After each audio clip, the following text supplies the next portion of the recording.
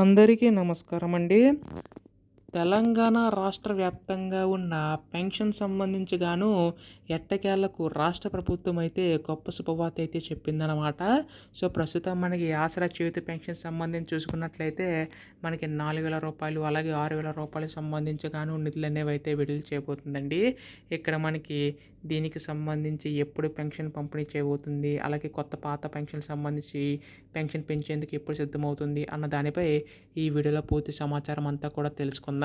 ఈ యొక్క పెన్షన్ సంబంధించి ప్రతి ఒక్కరు కూడా వీడియో అయితే చివరి వరకు అయితే చూడండి. అంతకంటే ముందు చాలామంది వీడియో అయితే చూస్తున్నారు కానీ సబ్స్క్రైబ్ చేసుకోవడం లేదు. మీరు కనుక సబ్స్క్రైబ్ చేసుకుంటే నేను పెట్టే ప్రతి చిన్న లేటెస్ట్ అప్డేట్ కూడా మీరు ఎప్పటికప్పుడు మిస్ కాకుండా తెలుసుకోగలుగుతారండి. అలాగే వీడియోకి అయితే లైక్ చేయండి. దీని ద్వారా మరికొంతమందికి సమాచారం అయితే అందుతుంది. ఇంకా ఆలస్యం చేయకుండా వీడియోలోకి అయితే వెళ్ళిపోదాం.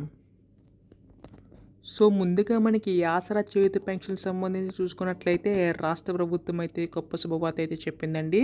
సో, ప్రస్తుతం మనకి గత నెలలో మనకి రైతు భరోసా వంటి పథకాలు అనేవి అయితే ప్రవేశపెట్టడం జరిగింది కదా. అయితే ఇప్పుడు రాష్ట్ర ప్రభుత్వం కూడా మనకి ఇప్పుడు ఈ యొక్క ఆసరా చేయూత పెన్షన్ సంబంధించి గాను నిధులు పెంచేందుకు అయితే సిద్ధమైనట్లుగా తెలుస్తుందన్నమాట. సో, కొత్త పెన్షన్ సంబంధించి కూడా అప్లై చేసుకునే విధంగా వీలైతే కల్పించబోతుందండి. అలాగే ఇప్పుడు మనకి ముఖ్యంగా చూసుకున్నట్లయితే పాత పెన్షన్ సంబంధించి గాను మనకి ఒకేసారి కాకుండా దశల వారీగా విడుదల చేసే అవకాశం ఉందండి.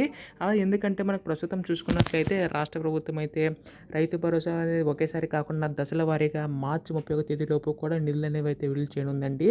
అలాగే ఇక్కడ కూడా మనకి ఈ యొక్క ఆసరా చేయూత పెన్షన్ సంబంధించి గాను అంటే రూ. 4,016 అలాగే రూ. 6,016 మొత్తం కలిపి మనకి అంటే మనకి ఉగాది కానుక నాడు రూ. 2,500 వరకు కూడా మహాలక్ష్మి పథకం సంబంధించి కూడా అందించబోతుందండి.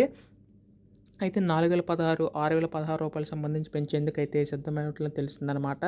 అయితే అందరికీ ఒకేసారి కాకుండా జిల్లాల వారీగా పెంచే అవకాశం ఉందండి రాష్ట్ర ప్రభుత్వం అయితే. దీనికి సంబంధించి గాను బడ్జెట్ కేటాయించి నిధులు అనేవి అయితే విడుదల చేయబోతుందండి. అయితే దీనిపై కూడా రేపు ఎల్లుండిలోకి అధికార ప్రకటన అయితే రానుందన్నమాట. ఎప్పుడు దీనిపై ఏ అప్డేట్ వచ్చినా మీరు ముందుకు తెలుసుకోవాలనుకుంటే మాత్రం ఛానల్ అయితే సబ్స్క్రైబ్ చేసుకోండి.